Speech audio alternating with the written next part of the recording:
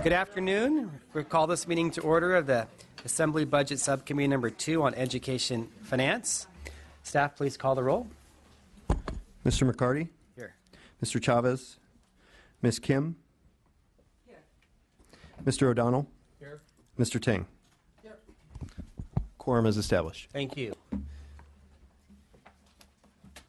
Good afternoon. Today's hearing is the Subcommittee number 2 on Education Finance, the Higher Education Budget Overview. Today we will begin discussions regarding the budgets of our 3 public higher ed systems, our community colleges, the Cal State University system, and the University of California.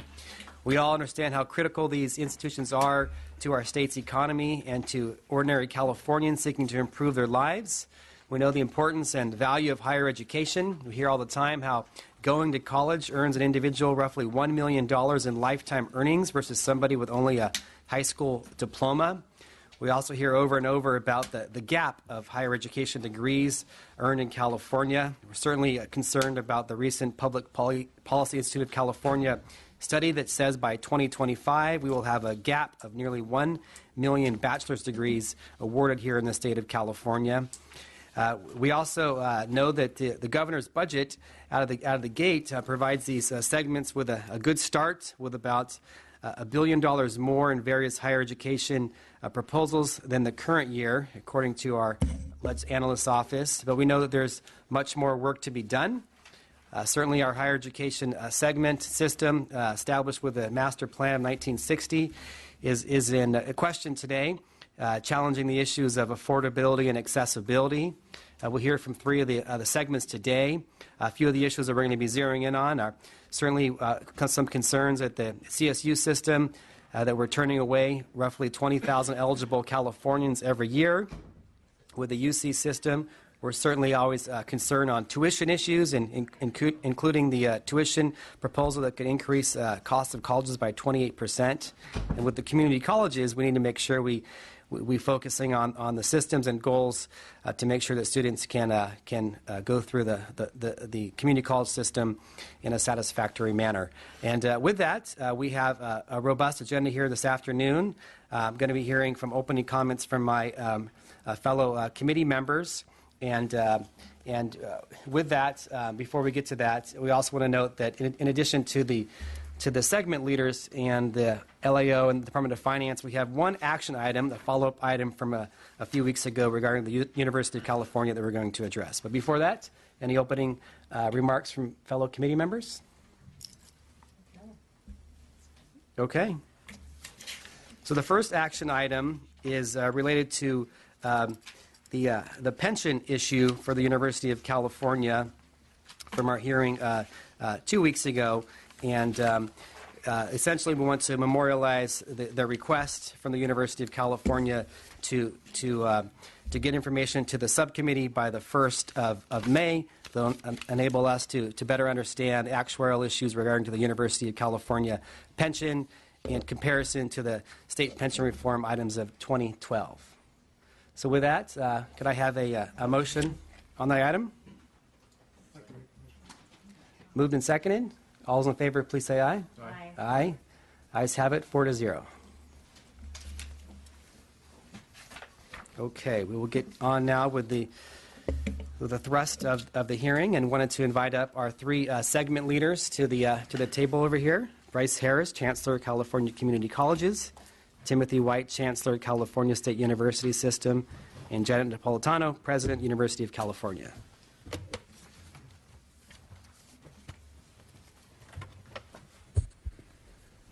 Good afternoon. Good afternoon. How are you? Okay. So in this order, we were going to have our community college segment start first. I guess we'll start with the segment that serves the most amount of students. So we'll start with our community college segment. So Chancellor Harris, welcome. Thank Good afternoon. you, Chair McCarty, members of the committee. My name is Bryce Harris, and I serve as the Chancellor of the California Community Colleges, and I do want to express on behalf of our colleges our appreciation for the budgets we've seen in the last couple of years. We want to thank the legislature and the governor, and also certainly the voters that supported Proposition 30. We further believe we're very fortunate to have really excellent alignment of the administration, the legislature, and the Board of Governors in supporting our goals of enhancing student success and restoring access. The 2015-16 budget continues to provide positive support for our programs with added access of 2%, serving about 40,000 more students, a modest COLA, support for our Student Success and Equity Program, as well as retiring year-over-year deferrals, and a $125 million general operating expense augmentation. It is that $125 million proposal that we'll use to support very critical needs in our system. As the committee knows, over the past 5 years, we've gone without a COLA. This has resulted in about a 17% decline in purchasing power. Looking backward and looking forward, the adjustments and STRS and PERS, we expect to have about a $400+ million ongoing commitment required by our institutions when they're fully implemented in 2021. So our colleges certainly will need this budget proposal to augment their core budgets. Even during the downtimes, our system did not sit idle. The colleges and the Board of Governors have actively pursued ways to assess and improve our student outcomes and completion. In the past 4 years, working in partnership with the legislature and the governor, we've overseen the implementation of a major student success agenda. We've approved, along with the CSU, 1,600 new associate degrees for transfer, the development of our scorecard and our salary surfer. We have worked on our online education initiative, and we're making progress on e-transcripts and common assessment. And just this year, we've launched our institutional effectiveness program and convened a major task force on workforce development and education. We might occasionally get accused of doing the wrong thing, but we're certainly not going to be accused of doing nothing. Cautions ahead for us are that we are certainly grateful for the restoration of resources, but we have been very quick to caution our colleges to proceed carefully because, as we all know, Prop 30 will begin to sunset in 2016, and our STRS and PERS obligations into the future require that we are cautious with our budget. And the LAO has reminded all of us that we may be getting near the end of another business cycle and could face another recession in the future. As it relates to our facilities, a point we'd like to make is that on your agenda is to put on your agenda the need for state support for facilities. Our 5-year capital outlay plan identifies about $30 billion in system needs over that time period, and yet there are virtually no state dollars left for this critical program, as the GO bond last was approved in 2006. In 2014 alone, our colleges have approved at the local level in excess of $2 billion of local funds, and those are largely waiting on matching money from a state program of some sort. So we need to find a way to fund this critical need, whether it's through bonds or other means. Now, before I conclude, a word about my two colleagues and the systems they represent. Thanks to the support of the governor and the legislature, community colleges have begun to add back the classes and provide access to try to help offset the more than 600,000 students we lost during the Great Recession. However, the University of California and the California State University are the institutions to which the vast majority of our students transfer. So as you continue to help community colleges restore our much-needed access, I encourage you to support additional access to California's public universities. The promise all three of our systems are making to Californians about improved ease of transfer will be a hollow one without available space for our students to make the transition to UC and CSU. Looking ahead, if we're lucky enough to see any additional resources in the May revise as the LAO has forecast, we hope to work with you and your staff to meet our critical needs, such as professional development, increased full-time faculty, and a restoration of our categorical programs such as EO, P&S. Regardless, the governor's January budget is a great start, and I look forward to working with you to build a strong budget for the California community colleges for 15-16. Thank you. Thank you. Thank you. Chancellor White? Well, thank you, Assemblymember McCarty, and to the committee assembly members for the invitation to join you this afternoon in the hearing. I am Tim White. I am the Chancellor of the California State University. Since its formation in 1960, the CSU has turn human potential into social and economic prosperity through really a relentless focus on success through educational opportunity meshed with quality. Today, the CSU's 3 million living alumni represent 1 in 10 employees in the state of California. Said another way, that's 10% of the world's 8th economy. The workforce comes from the CSU. And even also impressive, at least to me, is the fact that across this country, people who have a college degree, 1 in 20 of those degrees, 5% of America's college-educated populace comes from the CSU. Consider this fact that demonstrates the strength of this class of 3 million alumni.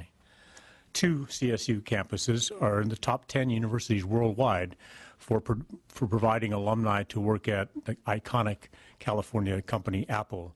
San Jose State is the #1 producer of employees for Apple, and San Francisco State is number 7.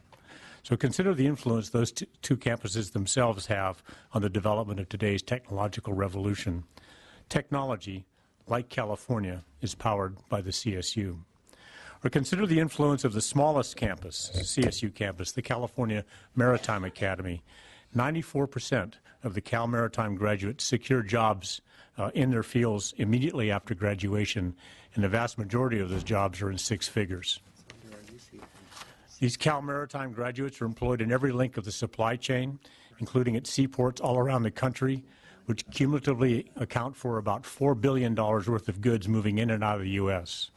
Trade, like California, is powered by the CSU. Or consider that the 23 campuses of the CSU combined as California's #1 supplier of teachers. Our 23 campuses are also organizing partners in state and regional efforts, indeed national efforts, to prepare current teachers to adopt innovative teaching methods and apply the new curriculum standards going forward. Education, like California, is powered by the CSU.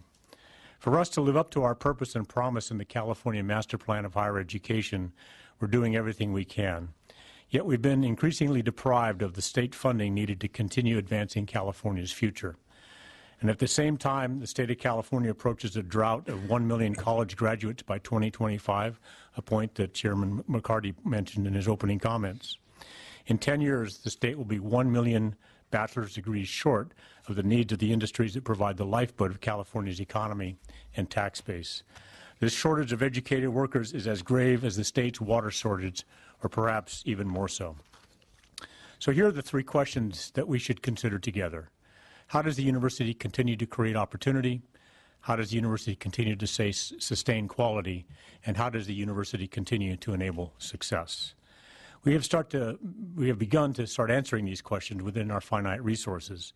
In the last decade, more than 900,000 CSU degrees have been earned, an impressive figure indeed that will need to rise, however, if California is to mitigate this coming education drought.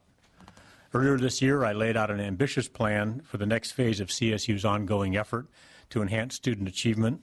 The Graduation Initiative 2025 is what we've called it, where we have committed over the next decade to educate an additional 100,000 degree-holding Californians above and beyond our current pace. This goal will expand the class of CSU from the 3 million that we're celebrating this year to 4 million by 2025. And while the median time to degree for students starting with a CSU today as freshmen is already less than 5 years, actually 4.7 years, the next phase of our ongoing student achievement effort will move that number even closer to 4 years. And we will do so without sacrificing quality. Indeed, the bottom line of our graduation initiative is a path to success for every student that develops the core skills and the ABCs of their major, but also the ability to reason critically, to be culturally competent, and to be civically engaged.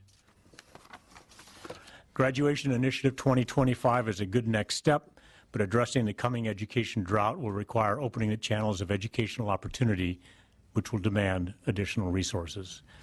And if, as the governor stated, students should not be the default financiers of higher education, then the state must step up its commitment and do its financing, or it will see the public universities crumble due to lack of sufficient investment, and knowledge-based companies either leave California or not start here.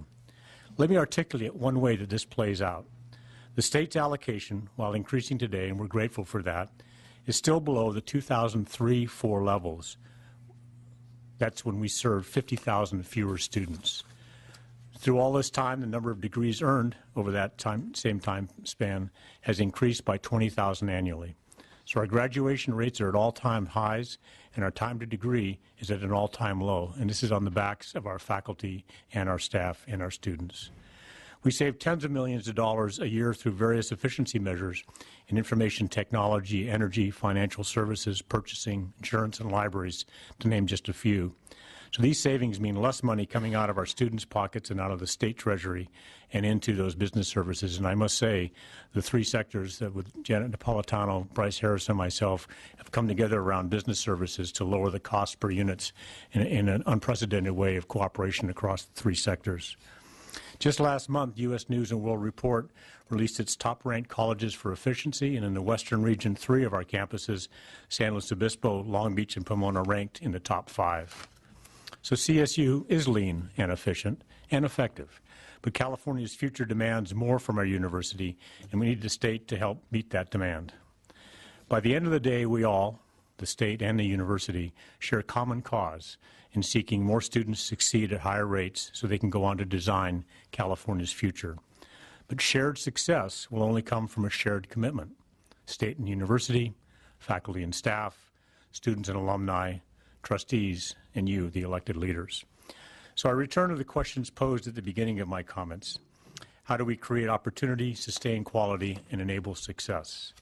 And at an essential level, the answers to these questions are connected to the relationship between the CSU and the state, including securing an appropriate level of funding. In January, the governor indicated a commitment of an additional approximate $120 million for the CSU in the coming year, and I'm thankful to him for this. It means that the CSU can cover mandatory costs like increasing health care costs. It also means that our employees will receive a 2% increase in their salaries, their benefits, or some combination of the two.